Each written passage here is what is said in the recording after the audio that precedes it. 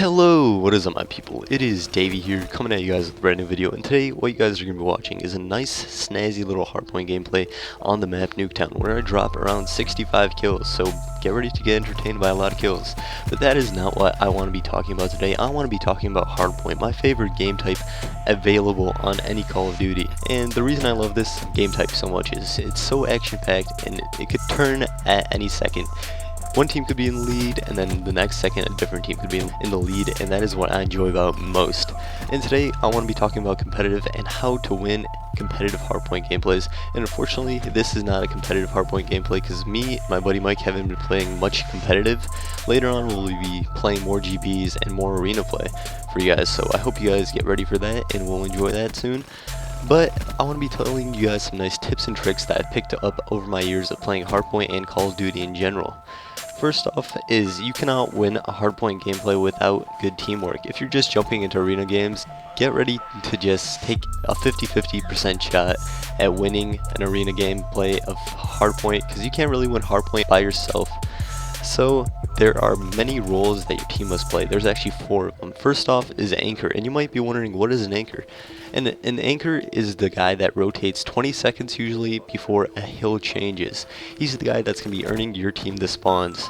I used to play anchor back in the day, back in Black Ops 2, and that was one of the most vital positions in that game, is without an anchor you would not have spawns, and without spawns you can't get to the hardpoint before the other team.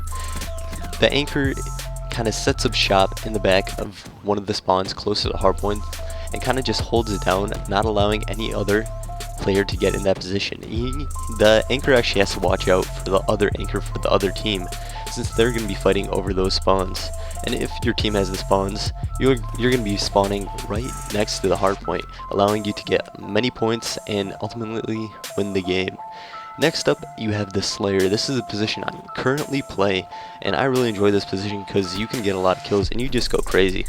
The Slayer, what the Slayer does is he runs around the map, cutting off the other team from getting in the hardpoint. The Slayer usually doesn't go in the hardpoint. He just cuts off the map and kind of just makes it an easier job for the objective player that is inside the hardpoint. So as a Slayer, you're going to find different points on the map where you know the enemy team is going to be coming from, and from that position you could just kind of lock it down and not get allow the enemy team to get past. Next up is the OBJ, which I had mentioned earlier. This is the guy that kind of has one of the biggest roles in Hardpoint itself, and pretty much any other game type, because objective is what allows you to win games. So the OBJ player, he's going to be rushing into the hardpoint, getting all the points, and usually the OBJ player gets the least amount of kills and the most amount of deaths, unfortunately. So it's not really a rewarding position in the kill aspect wise, but knowing that it wins the games is the rewarding part.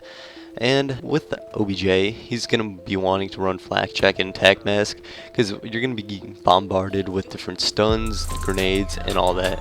So usually the OBJ player will be competing against the other OBJ player for the objective position inside the hardpoint. And then after that is a little position I like to call hybrid. I call it hybrid because it's a bit of a mix between the OBJ player and also the Slayer player, since he performs both roles. For example, if the OBJ player isn't inside the hardpoint, he'll take over and continue gaining points for the team. And if the objective player is having an easy job, he'll join the Slayer at cutting off points from the map, or either possibly helping out the anchor player. So that will definitely help out your team. Having all of those 4 positions, that will make a position for each of the necessary parts of Hardpoint. Next up is kind of the equipment that these players will be using.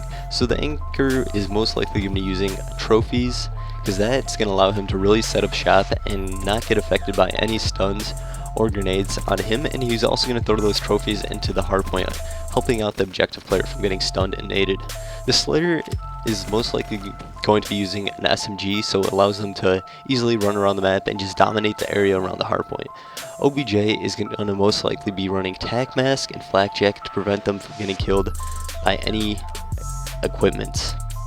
And then hybrid player can run practically anything, most like an SMG, because he's mostly going to be helping out the Slayer and also the objective player. So the next thing I want you guys to know, other than the teammate positions, is how to know rotations. You really need to know the rotations for Hardpoint, because that's going to allow you to set up shop before the other team can. And one of the most important things in Hardpoint is getting the points before the other team. So if you can get to the hardpoint before the other team and before the other hardpoint has already ended, so you'll already be set up before the other team can even attack that hardpoint. So it'll be easy for you to get hills and easy for you to get points. So one thing I like to mention with this is that you have to know what points you actually need. For example, say there is 15 seconds left in a hill. Would it be a better idea for you to move on to the next hardpoint compared to running and attacking that hardpoint? Because there's a chance if you attack that hardpoint, you're going to fail. And that team's going to rotate to the next hardpoint before you can. So they're going to have their setup before your setup is set up. That's a lot of setups. Okay, so that is pretty much what you guys need to know.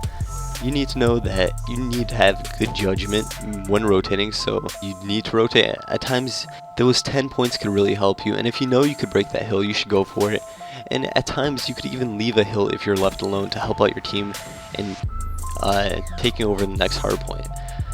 So, along with that is the mini-map. You want to look at that because you'll be looking where your teammates are positioned. If you know where your teammates are positioned, then you could see where you should be positioned. So for example, if you see all your teammates are on the left side of the map, you can get the idea that if nothing's going on the left side of the map, you should be watching and kind of giving all your focus towards the right side of the map. So you kind of want to lock down positions and kind of get complete control of the map. So I hope all these tips had helped you guys out today. I hope you guys win all your hard points because of these tips, and maybe these tips might have helped, maybe they didn't. But if you watched this video and liked the video and the tips I gave you guys, please give it a thumbs up. So thank you for the view, have a good day guys, and peace out.